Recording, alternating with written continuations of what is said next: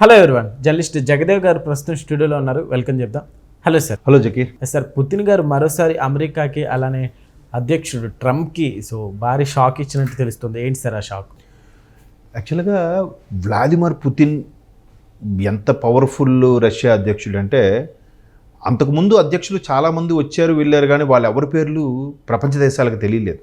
అంటే మనలాంటి వాళ్ళకు కూడా రష్యా అధ్యక్షుడు అంటే, ఇప్పుడు నాకు చిన్నప్పుడు గోర్బచేవ్ అని ఎవరో ఒక ఆయన ఉండేవాడంట. ఆయన పేరు కొద్దిగా విన్నాను. తర్వాత మళ్ళీ పుతిన్ పేరే వింటున్నాం. తర్వాత మధ్యలో చాలామంది గొప్ప అధ్యక్షులు వచ్చి ఉండుండొచ్చు. అది పెద్ద దేశం యుఎస్ఎస్ఆర్. తర్వాత దాని నుంచి చాలా దేశాలు విడిపోయాయి. ప్రపంచంలోనే అత్యంత బలమైన అన్ని రకాలుగా విస్తీర్ణ పరంగా కానీ, అణ్వాయుధాల పరంగా కానీ, ఆర్థిక పరంగా కానీ ప్రపంచంలో ఇప్పటికీ అత్యధిక మిలిటరీ బలగం ఉన్న దేశం రష్యా నెంబర్ 1. తెలుసా మీకు? రెండోది భారత్ అంట, మనది సెకండ్. అంటే ఎక్కువ మంది సైనిక బలం ఉన్న దేశం మొదటిది రష్యా. సో అటువంటి రష్యా ఈ మధ్యకాలంలో గతంలో ఇప్పుడు 2000లోనో 2010లో ఇప్పుడు ఒప్పందం చేసుకుంది. అంటే ఈ అణ్వాయుధాలు ఒకరికొకరు వాడుకోకూడదు, అందరం కాంప్రమైజ్ అవ్వాలి. అణ్వాయుధాలు వేస్తే ఏది జపాన్ మీద, హిరోషిమా నాగసాకి మీద అమెరికా వేసిన తర్వాత ఎంత ఇబ్బంది పడ్డామో, ప్రపంచ నాశనానికి దారితీసింది.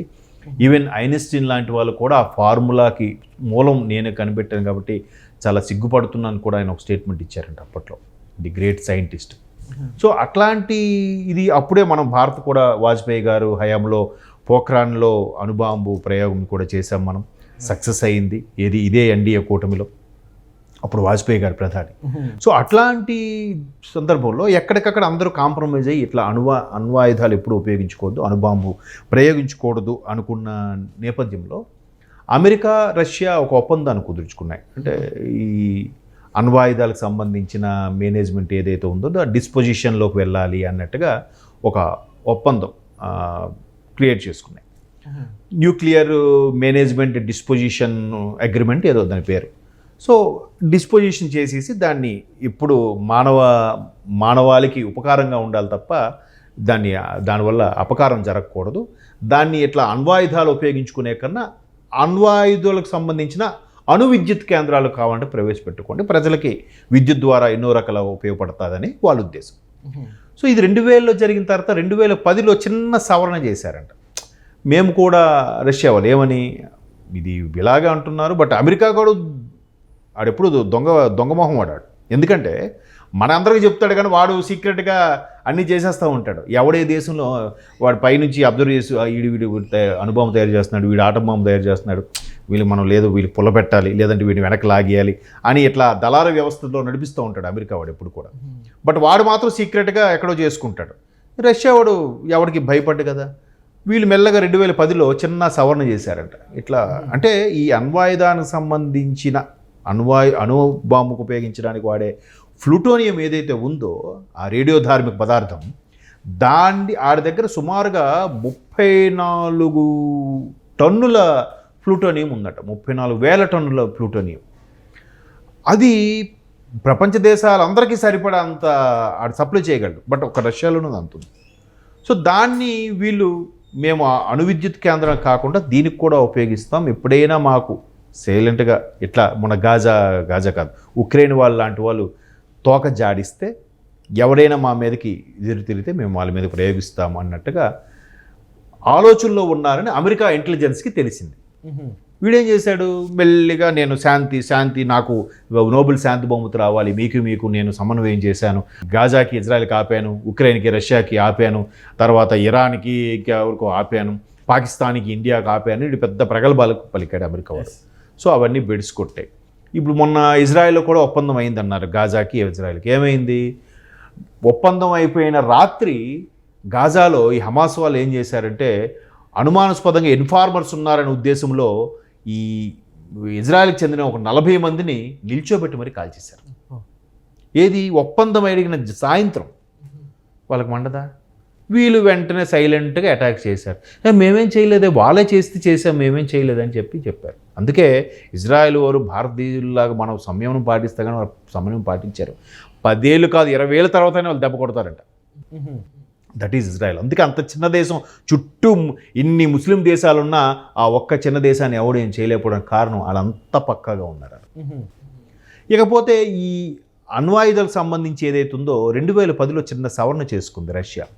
మేము అణువిద్యుత్కే కాదు ఏదైనా అవసరమైనప్పుడు కొన్ని వాడుకోవడానికి మరలా ఈ అగ్రిమెంట్ ఏదైతే డిస్మేనేజ్మెంట్ ఉందని కదా, మేనేజ్మెంట్ డిసపిరియన్స్ సంబంధించి ఆ దాంట్లోంచి కొంత మేము వేరే దానికి వాడుకుంటాం అన్నట్టు చిన్న సవరణ చేసుకున్నారట. ఇప్పుడు అది కాస్త ఇంటెలిజెన్స్కి, అమెరికా ఇంటెలిజెన్స్ తెలిసిన సమాచారం ఏంటంటే రష్యా అణ్వాయుధాలు తయారు చేసుకుంటుంది, చాలా సీక్రెట్ ప్లేస్లో ఉంచుకుంది. ప్రధానంగా దీంట్లో భారత్ కూడా పాలు పంచుకోబోతోంది. మన దగ్గర ఉన్న DRDO సీనియర్ సైంటిస్టులు కూడా అక్కడికి వెళ్ళి దాంట్లో పాటు వాళ్ళు సహకరించుకొని, అంటే వాళ్ళకు ఒక 100 తయారు చేసుకుంటే మనకు ఒక 10-20 కూడా ఇవ్వడానికి సిద్ధంగా తయారు చేసుకుని పెట్టుకుంటున్నాం. పవర్ఫుల్ యుద్ధ విమానాలు విత్ న్యూక్లియర్ బాంబ్, అణ్వాయుధాలతో సహా. సో అది ఇంకా ఇలాంటివి తెలిస్తే వాడికి ఎలా ఉంటుంది? ఇప్పటికే భారత్ మీద ఇండైరెక్ట్గా సుంకాలు అంటున్నాడు. మీ నుంచి మేము పశువులను పంపిస్తాము, మీతో పాడి పంటలతో సంబంధించిన వ్యవసాయము, పశువులకు సంబంధించిన వ్యాపారం చేస్తామంటే మోదీ గారు నువ్వు అన్నారు. బట్టలు ఇవన్నీ కూడా చేస్తామన్నారు, నువ్వు అన్నారు. ఇంకా మెల్లమెల్లగా మనమే సుంకాలు పెంచుతున్నాడు. మనమేం భయపడట్లేదు, తగ్గట్లేదు. మేక్ ఇన్ ఇండియా కాన్సెప్ట్లో ఉన్నాం. ఏమీ లేదు. రోజు నెలకు ఒకసారైనా భారత ప్రభుత్వం ఎస్పెషల్లీ మోదీ గారు ఏం చెప్తున్నారు?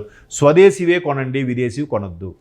నిజంగా అందరూ అదే మాట మీద స్వదేశీ కొంటే పరిస్థితి ఏంటి? వీడు ప్రపంచంలోనే అత్యధిక జనాభా గల దేశం భారతదేశం. ఈరోజు 155 కోట్ల మంది జనాభా ఉన్నారు.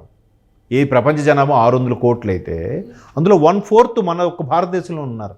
ఒక్క భారతదేశంలో 5% బిజినెస్ జరిగినా ఆడు ప్రపంచ కుబేరుడు అయిపోతాడు ఎవడైనా సరే.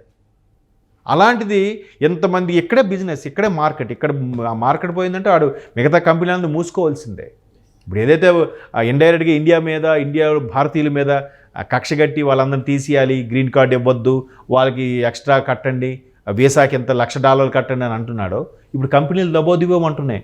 ఒక బాబు ఇండియన్స్ ఎక్కువ మంది ఉన్నారు, వాళ్ళు వెళ్ళిపోతే ప్రజలంతా మా మీద పడుతుంది, మేము పని చేయం, మేము వీక్లీ 5 డేసే చేస్తాం, ప్రజలు అది ఇంకా కావాలంటే టైం తగ్గించుకుంటాం, 9 నుంచి సాయంత్రం 3 వరకే చేస్తాం, మీరు ఇలాంటి రూల్స్ పెట్టద్దు, కంపెనీ వేరు దేశం వేరు అన్నట్టుగా వాళ్ళు మాట్లాడుతున్నారు.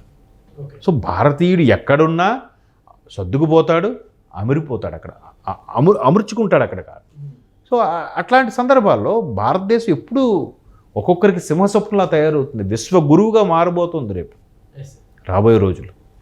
కాబట్టి సైన్యంలో కానీ, అణ్వాయుధాలలో కానీ, కొన్ని రకాల యుద్ధ విమానాల్లో కానీ, ఇప్పుడు DRDO చూడండి, సంవత్సరంకి ఒక కొత్త ఇన్వెన్షన్ తయారు చేస్తుంది. అంటే రేపొద్దున బాంబు స్క్వాడ్లో కూడా ఒక చిన్న పిరమిడ్ లాంటి తయారు చేసింది. సో దాన్ని మట్టుకు అదే పిరమిడ్ సెట్ చేస్తారు, లేదంటే అందులో ఒక మనిషి నిలబడేలాగా ఉంటుంది, వాడు సెట్ చేస్తారు. ఒకవేళ బాంబు భయంకరమైన బాంబ్ బ్లాస్ట్ అయినా కూడా, అది ఎగిరిపడినా కూడా అందులో ఉన్న మనిషికి ఏం కాదు. ఇంతవరకు బుల్లెట్ ప్రూఫ్ వేసుకుని వెళ్తున్నారు కదా బాంబ్ స్క్వాడ్ వాళ్ళు, దానికి కూడా DRDO రీసెంట్గా ఒకటి కనిపెట్టింది. సో ఇట్లాంటి కొత్త కొత్త ఇన్వెన్షన్లతో రష్యా వాళ్ళంటి సహకారంతో ముందుకెళ్తున్నప్పుడు ఇంకా అమెరికా వాడికి కంటి మీద కునుకుంటుందా? పైగా వాడి యుద్ధ విమానాలన్నీ ఫెయిల్యూర్, మన ఆపరేషన్ దూరితో ప్రపంచానికి తెలిసింది. ఇంకేమని ఆడి యుద్ధ విమానాలు ఎవడు కొంటాడు? ఇంకా కొంటే రష్యా కొంటారు, జర్మనీ కొంటారు, ఇజ్రాయెల్ కొంటారు, భారత్ నుంచి కూడా కొంటున్నారు ఇప్పుడు. కాబట్టి ఇంకా అమెరికా వాడి కౌంట్ డౌన్ స్టార్ట్ అయిందిలేండి ఒక విధంగా. బయటికి బిల్డప్ ఇస్తున్నాడు కానీ చూద్దాం ఇంకెన్ని సంవత్సరాలు ఆడు హవా నడుస్తుందో. Okay sir, thank you.